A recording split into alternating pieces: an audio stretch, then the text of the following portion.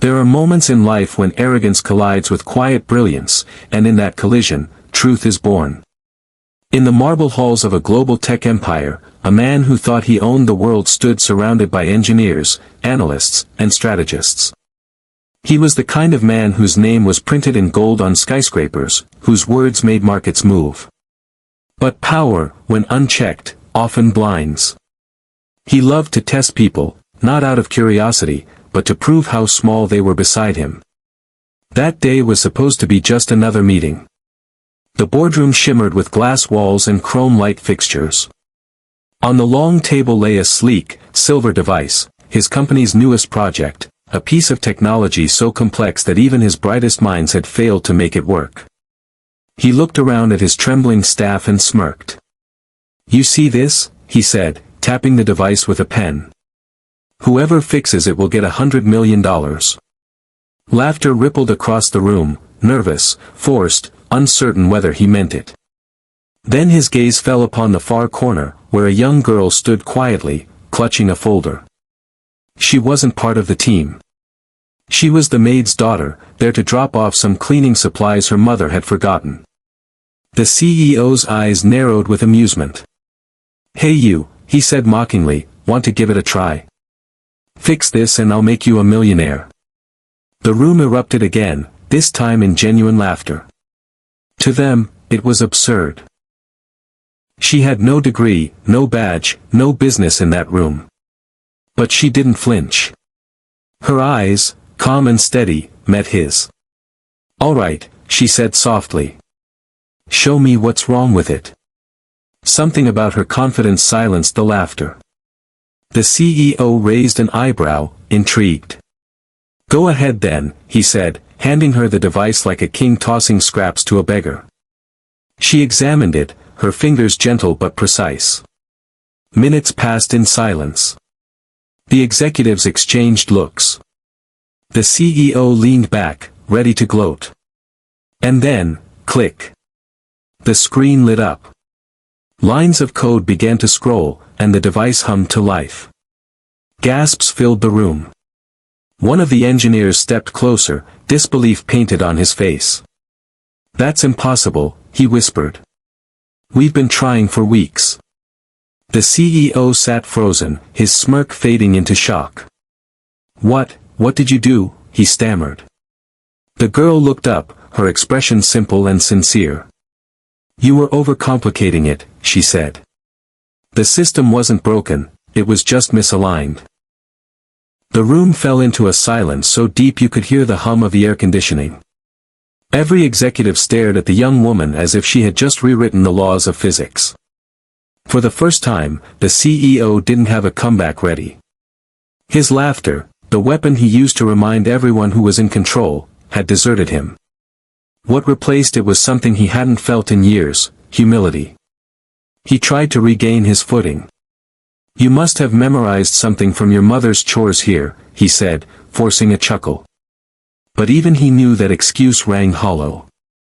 One of the engineers spoke up, voice trembling. "Sir, she just corrected the calibration error that's been crashing our prototype. We missed it because we assumed the fault was in the code. She saw the hardware misalignment we ignored." The maid's daughter placed the device gently back on the table. "Sometimes the problem isn't the system," she said quietly, "it's the way people look at it." Her words lingered like an echo that refused to fade. Everyone in that room suddenly felt smaller, not because she had shamed them, but because she had reminded them what curiosity and humility really mean. The CEO cleared his throat. "What's your name?" "Lena," she answered. He nodded, still dazed. "Lena, you've just done what an entire division of top-paid engineers couldn't. You've earned that reward." She smiled, shaking her head. "Sir, I didn't fix it for money. I fixed it because I knew it could work. I just wanted to help." And that single line, "I just wanted to help," cut through the steel walls of ego like sunlight through a storm. The CEO realized that somewhere between profit margins and board meetings, he had forgotten what purpose looked like. He insisted she accept something, scholarship funding, mentorship, anything, but she only asked one thing: give my mother a permanent contract. She's been cleaning these floors for 10 years without benefits." The CEO swallowed hard. The applause that followed wasn't for him, wasn't for his empire, it was for Lena, the girl who walked in unnoticed and left the entire company transformed. That evening, as the CEO sat alone in his glass office, he replayed the day's events. Every reflection on the window seemed to stare back at him, asking the same question: when did you start believing that wisdom wears a suit? He thought about Lena's hands, steady, confident, unshaken by laughter or judgment. He realized true intelligence isn't measured by titles, but by perspective, not by wealth, but by willingness to see what others overlook. The night stretched long and quiet in the CEO's office. The city below glowed like a circuit board, thousands of lights pulsing, millions of people moving, each chasing something they called success. But for the first time in decades, the man at the top wasn't thinking about quarterly profits or market expansion. He was thinking about a maid's daughter who had walked into his boardroom and reminded him what true brilliance looks like. He leaned back in his chair, memories flooding in, the young version of himself who once believed that ideas could change the world. He had started with curiosity, with hope, with a desire to build something meaningful. But along the way, pride had wrapped itself around him like armor, and he'd begun to believe that only people like him could make a difference. Somewhere in the rush to be powerful, he had forgotten how to be human. The next morning, when his staff arrived, they found him already waiting. But this time, there was no arrogance in his tone. "From now on," he said quietly, "no one in this company is invisible. Not the janitor, not the guard, not the maid. Everyone has a voice." He paused, looking around the room at the people who had once feared him. "Because yesterday, the person who taught me the most wasn't an executive, it was a girl we didn't even see coming." The news of Lena's achievement spread like wildfire. Headlines called her the girl who fixed the unfixable, but to her, it wasn't about fame. She kept helping her mother, kept studying, kept learning. Within months, the CEO himself arranged a scholarship for her, this time without mockery, only gratitude. Years later, that same CEO was invited to give a keynote speech at a global innovation summit. Standing on stage before thousands of bright young minds, he began with a story, not about technology or leadership, but about humility. He told them, "I once mocked a maid's daughter. I thought intelligence lived in corner offices and fancy degrees. But that day, I met someone who proved me wrong. She taught me that genius doesn't ask for permission to exist, it just shows up where it's needed." The crowd listened in absolute silence. And when he finished, he didn't talk about profits or power. He spoke about the danger of underestimating people. "Never laugh at someone's effort," he said. "The person you dismiss today might be the one who saves your empire tomorrow. True greatness doesn't look down, it lifts others up."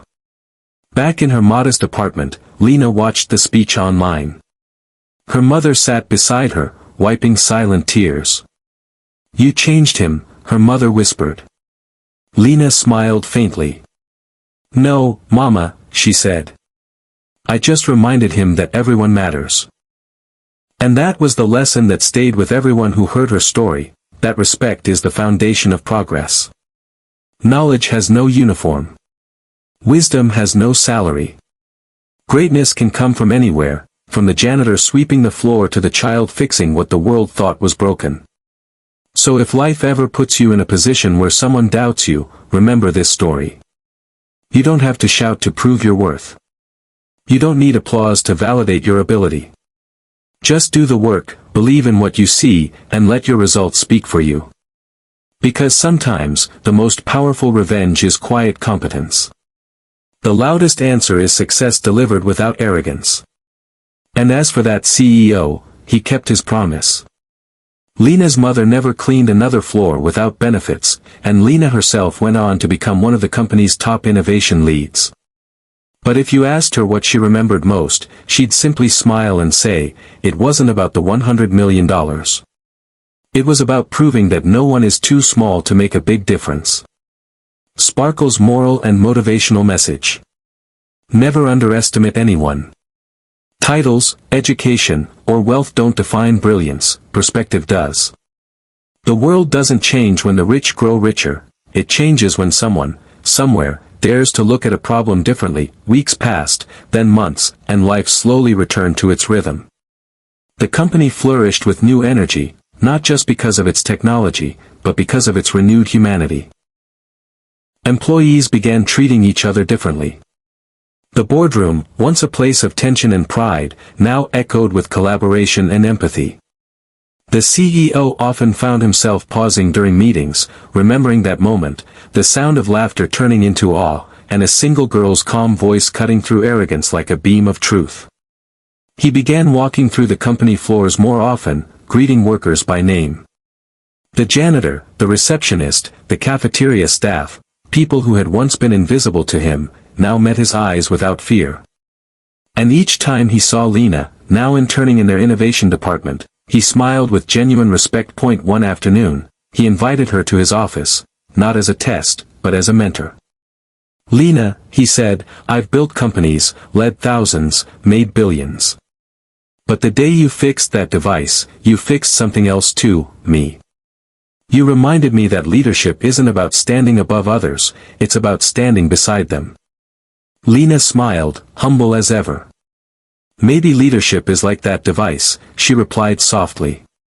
It doesn't need to be replaced, just realigned. The words hit him like a wave. He realized that success is never about domination, it's about direction. You don't rise by pushing others down, you rise by pulling them up. That day, he made it his mission to change how his company saw talent, launching a program that hired and trained people from all walks of life, from janitors' children to farmers' sons, from high school dropouts to retirees with ideas no one had heard. And the results? Revolutionary.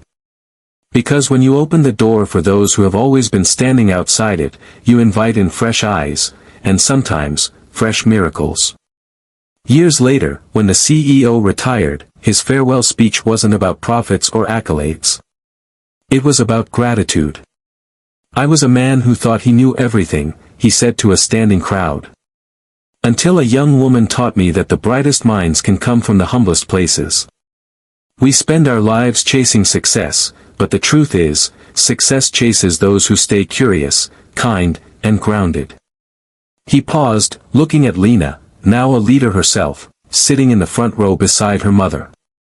That day, he said with a faint smile, when I offered her $100 million as a joke, she gave me something worth infinitely more, perspective. The applause that followed wasn't loud and wild. It was deep and sincere, the kind that carries respect instead of noise.